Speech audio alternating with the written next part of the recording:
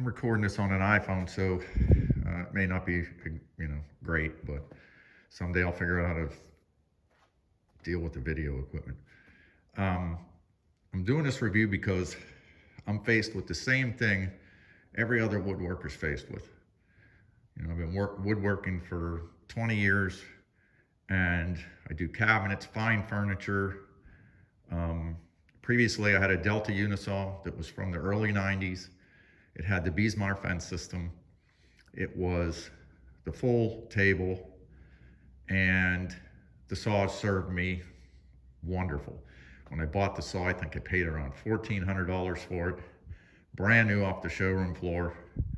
It was a great white edition. It came out. Delta had a plaque I've got somewhere in my shop that they even engraved your name on the saw. Unfortunately, when I moved, I had a 2-car garage. I moved, and I thought it was going to be great because I was moving from a 2-car garage shop to a 42 by 42 building. So I bought all this equipment. I sold a lot of my older equipment first, bought some newer equipment, and I chose to go with Grizzly. Now my choice was, do I buy Jet, Delta, Powermatic, all the name brands, and especially SawStop. One of my main considerations was SawStop, and that was because I had an accident with, I didn't lose any digits or anything like other people that I've seen. That's number one, the consideration you should consider it. I had a sheet of plywood get caught in a table saw when my granddaughter walked in the shop one day. Took my eyes off of it for a second to make sure she wasn't going to get in the path of where I was cutting to. Picked it up. I used to chew snuff. I had a snuff can in my front left pocket. Picked me up off the floor, shot me across to the back wall, and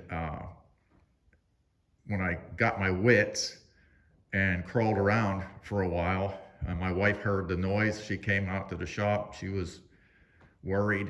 I'm crawling around on the floor trying to gather myself together. When I got up, I'm making sure I got all my digits and trying to figure out what happened. And when I looked at my pants, all I saw was brown, and I didn't know what it was. It was the snuff can. The snuff can in my pocket went from the normal thickness to about the thickness of a quarter. That's how hard that piece of wood come and hit me in the thigh. And I was black and blue in the crotch and the thigh, and I've been afraid of it ever since. Now, do I still work on the saw? Yes. Do I still do everything I used to do? Yes. I don't take my eyes off the wood, but safety is always in the back of my mind, which it should be with everybody. So getting back to the main subject. When I had to make the decision, SawStop was just a little more money than I wanted to spend because I could get this saw, that shaper, the planer, which those things, I didn't have a big planer. I had a Delta benchtop planer at the time because that's what I worked with for years and it worked for me, but I wanted to upgrade when I moved to a bigger building. So I've done a review on the planer. It's working out okay so far.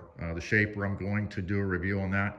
There's an issue with that I'm not very happy with, but what I will say up front is Grizzly, who I bought this equipment from, has excellent customer service. I cannot complain about their service. What I can complain about is the quality control and the quality of the parts. I'm used to good things, and I've sacrificed good things to save money. So I'm trying to keep you from doing that. If I had to do it all over again, and I may still, I don't know, I would have bought a SawStop. Mainly because I'll take you through this saw and you'll know by the end of this video what I'm talking about. So number one, we'll start off. Okay, the saw had a shorter fence on it. When I purchased it, it had, I think it was like a 40-inch fence, but it would only cut 29.5 inches. And I made that mistake when I ordered it. Instead of getting the full extension, I opted for the shorter one. So I bit the bullet, bought the rail extension kit after about 3.5 months of receiving rail kits that were damaged from Grizzly. I finally got to put one set together that stayed straight and didn't have any dents or shipping damage or whatever you want to call it, quality control issues, whatever you want to call it. So I put that on. The outfeed table, or not the outfeed table, the side table is junk. Grizzly's outfeed and extension tables are just plain junk. You know, they're wafer thin material on the top. So I manufactured this one myself, laminated it, put it on. It's sort of a replica of what my Unisaw used to have on it. Okay, so that's issue number one. Issue number two, the fence.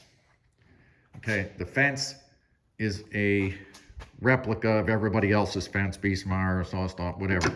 Does it glide nice and easy? Fairly easy. Not as easy as my Beastmeyer did, but it's not too bad. You know, it leaves marks. If you notice, it leaves marks on the rails from where it slides back and forth, because the resin pieces that are under here that it slides on aren't as heavy. They're softer material, so it's going to wear faster. I can see that already. That's an issue. Now, the sides. Okay, these are not the originals. These are the originals, was the phenolic resin that they had on it, which is junk. It's so soft. It was never straight from the factory. Another quality control issue, I'm sure. So I got fed up with that. I've shimmed them. I tried adjusting them. So what I did is used them as a pattern, took some corian that I had left over from a countertop, and I patterned it, and I made both sides of the fence. Now I have straight sides, so I eliminated that issue. All right, now we're going to go on to another issue. The other issue is that the magnifier, which there is no magnifier, it's just a piece of plexiglass in here. My other saws had a magnifier on it, and this saw I'm going to take the 34 like I would if I was ripping something, and I'm going to lock it in. Okay, I locked the fence in. Now you'll notice if I don't even have to move the camera very much, you can see what I'm talking about. This thing will shift 1/8 of an inch based on if you breathe or not. So what do? You're fine tuning all the time. You're sitting there messing around with a measuring tape, trying to get everything exact. And it's just not, I mean, my Unisaw, and I'm assuming SawStop's the same way. You could dial this into 34 inches, and with the magnifier, it makes it easy to get right on that mark and not have to second guess or remeasure or, you know, spend a lot of time wasting time. Okay, that said, from the factory, the blade was square to the table within a 2,000, so I can't complain about that. The fence is adjustable. It's adjusted within 2,000. That's great. Okay, this is another problem I have. This blade guard right here, who in their right mind, which I didn't know when I bought it, would ever want to change a blade guard out, blade insert, and remove this hex head screw. So every time, I'll walk you through it, every time you want to change to a different blade or a dado insert or whatever you're gonna do, zero clearance, it doesn't matter what it is, you got to take your provided Allen wrench set that came with the saw. I'm doing this one-handed because I'm on an iPhone because I haven't figured out how to run my video camera yet. And you put it in here, and you have to unscrew this, which I've dropped it in the saw before. If you're changing, you set it off to the side. You got to take the screw out, which isn't very easy to get out, as you can see. Sit it off to the side, that's the screw. Take your insert out, swap your insert, okay? And then you got to put your other insert in. Let's just, you know, imagine we're switching an insert. You put your insert in, you put your screw back in, and then you got to retighten it. So who the heck wants to do that? I mean, I never had to do that before. I know SawStop has a nice little lever down here. You pick up on the lever, you pop it up and it locks out, you pull it out, you put your other one in and you lock it down and you're good to go. It's just crazy things. The other thing is that I had a heck of a time getting this thing to be flat and parallel with the saw. I mean, it's It's a nightmare. I have other inserts from my old saw still left over. They're so much easier. All right, so we're gonna put this back together. Try quickly so that I can move on here and not waste your time too much. All right, so now you got that done. All right, that's in. Next is the blade guard. Okay, this has a riving knife that comes with it. It's got the quick feature, which I'll do for you here. Whoops, sorry about my fingers. Okay, the ease of knobs, that's another thing. The ease of knobs, the knobs are nice, the locking device is nice, but when you try to raise the saw up and down, it tends to stick, and it's been cleaned and lubed. It's not as smooth as my other one. It's a little hinky, but it'll work. You know, I mean, you can get by with it. Okay, they do have the quick, you pull this out like this, and you put your riving knife in, which I'm going to do one-handed if I can do it. Let's see. Okay, pull this out, push it down in, lock it in, pull up. Okay, it's in. So that's a nice feature. I like it. It's my old saw didn't, because it was older, did not have the riving knife like that. So it's a quick release, great. I'm sure the other manufacturers offer that now. We'll take it out. Bear with me, sorry. Okay, I've gotten it out. Now, what I'm gonna show you up close is if you can see these nicks that are in the back of the table. That's from their blade guard. Now their blade guard, I'll show you, is junk. I mean, I don't even use it. It's been a headache from day one. So if it looks so dusty because it sits under there, and it shouldn't be. It should be a piece of equipment that you use that has anti-kickback pawls on it, that when you need to use it, you use it, and it's to serve you and be a safety item. Now I'm reducing the amount of safety that I have on this saw because of the fact that I have to take this off in order to even use the saw. And I'll show you why. First off, when you put this down in the saw, okay, I've got it in, went in nice and smooth. Now, I have to lock it, play with it to get it to lock in. Still isn't even really locked in. I think it just did. Okay, it just locked in. Sorry. It just locked in. Now, if you notice, the anti-kickback pawls on here are junk. They're cheap, and they sit on the table. They don't sit back here where you can get away with this. They sit on the table. So now, every time you raise and lower the blade, this blade guard, if I lower this saw blade with the blade guard on, these dig into the table until the point that it binds this up, and it will not go down. And I didn't figure that out until after I marred up the table. So I called Grizzly, and Grizzly's solution was, well, you know, they've got these little connectors here. You're supposed to take and put these up like this when you don't need them. I never had to do that before. Never. You know, so it's just more time consuming. And this little sliding feature, if you notice, it's not even parallel to this slot. I mean, it rides crooked. You can bend it, you can pull on it, you can do whatever you want with it. It doesn't matter. It changes all the time. It's just plain junk. So moving on. Now, the other thing is on the table, I'm going to take this back out so that it's not in the way to show you other things here.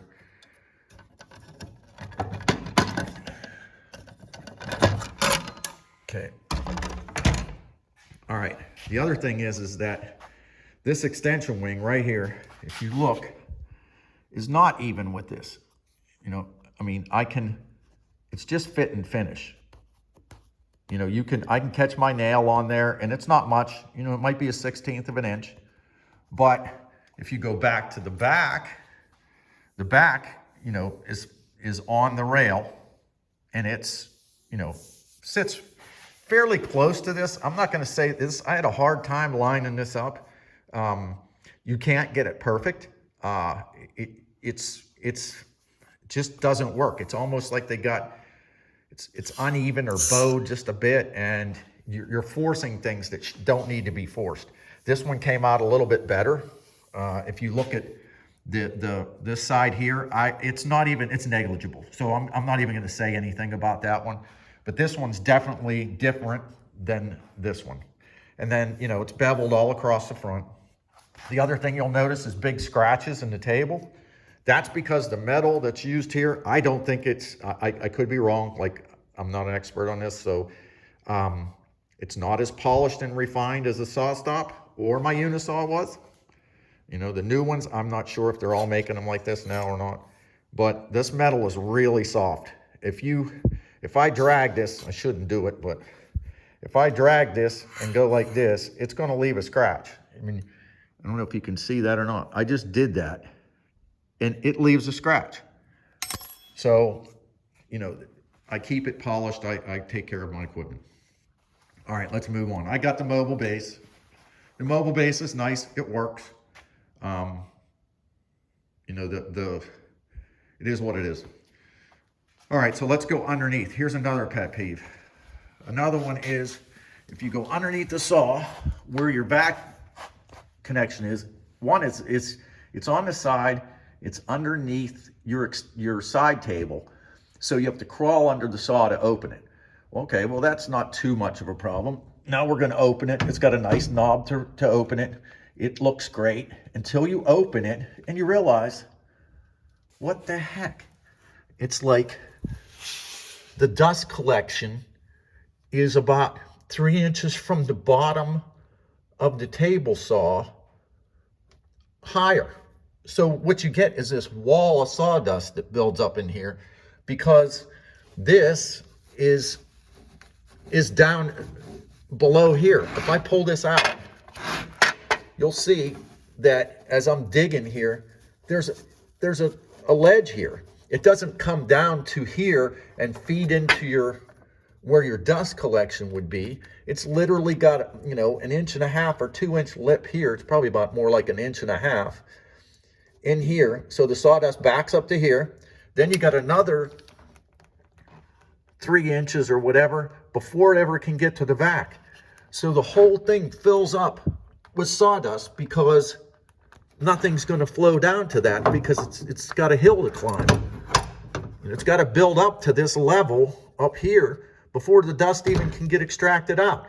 You know, all that dust has to fill up to where the bottom of this hole is up to here. That means your cabinet saw is literally 1/3 full of sawdust all the time, and it can only suck from here up. That's why when I open this, you'll see that it's got that valley in it where it's been sucking right there, but it can't pull anything else down. My other saws, it used to be on a slope, and the slope led to the vac chute, and the vac chute was able to pull it right up. Here's another brain fart. Okay, on this is your motor cover. Now, there's a couple things with this. One is that the design. It's a square design. Anybody in their right mind would know that if this doesn't have some type of a curve to it inside, let's say a plate, even a plate that would have been installed, I could see having the square and adding a little bit of a round radius to the inside with a plate in here. But they didn't. What they did was they left it square so that it sits there and fills up full of sawdust. Now this should have been curved so that it can get down into the saw, to the bed. I mean, you can see how much sawdust is in here, and get to the vac. Okay, now I got to put the table down. Well, maybe I don't, but I will. You see that nut that's right up here? Oh yeah, that's your adjusting nut for your belt tension. Now, how the heck do you get to that? I've adjusted the belts on here, tensioned them, and what I found is, oh, see how it sticks? I have to sit here and get it. Once you bump it, it'll get moving. Once it's moving, it's okay. But all right, this is all the way down. Now, the other nut is back here, but this is in the way of getting to here. So you can't get a socket on this. You have to get an open end wrench or a boxed end wrench on this end. This end, you would love to get a socket on here. It would make it so easy. except your electrical connection on your motor is right in front of that. There's no, I can't even get my finger between here.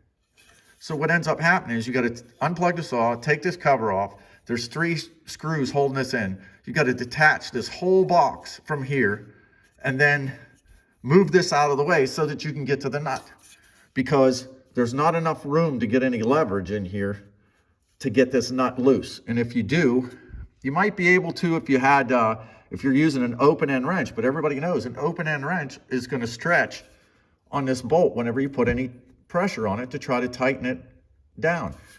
So it's just a nightmare.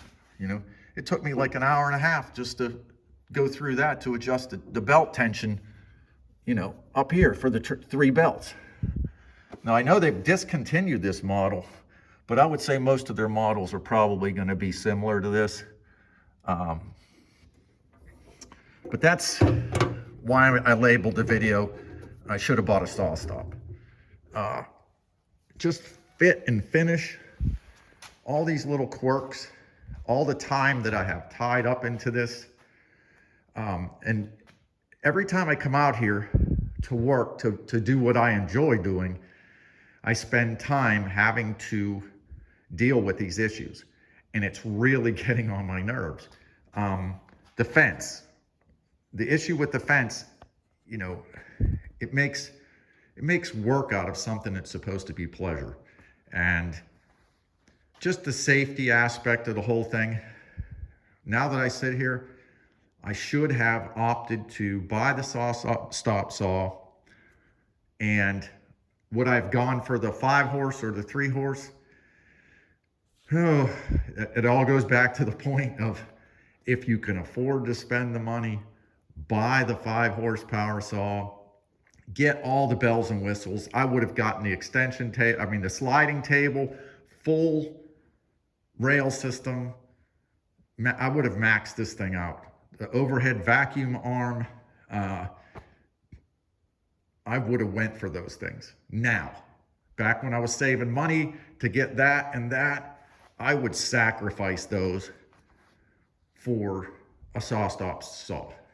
And then I would use that saw and save up the money to buy other equipment later down the road. That's just my thoughts on it. You know, I hope I can save you guys some time and effort and money. Plus the fact that, you know, as you get older, I'm getting older now, the safety issue comes into mind. So, you know, I hope I'm helping you. If you have any other questions about this saw or anything else in the video, just, you know, send me a post or a comment, and I'll get back to you. If you want to know anything, any specifics about it, you know, I'll be happy to help you. I'm going to do some other projects and some tool reviews after this. It's basically get the shop organized. I got to get it cleaned up. You know, I've got a lot of good equipment, and I'll be doing some reviews on that. But if it were me and I had to make the decision over, like I said, I would have went SawStop. You know, everybody else is going to tell you, oh, well, you know, you can go with somebody else like Jet, or you can go with Powermatic. I mean, Powermatic's a good name. Jet, I've had good luck with my Jet equipment. And, but I still go back to I believe wholeheartedly that SawStop has that market beat. I think fit and finish and quality of materials, I think I would go with them. And that's just my honest opinion after owning all this and after going through the transition. Would I have gotten one if I still had my Unisaw? Probably not, because I had no issues with it, other than I would have liked a sliding table. But, you know, that's water under the bridge. So hope I help you save some money. And if you go out and you buy a SawStop, let me know how you like it. And, you know, I'll post some more videos in the future for tools. I have a lot of tool reviews to do. So give me time and I'll get to it. Take care. God bless. And I hope you have a great new year. Bye.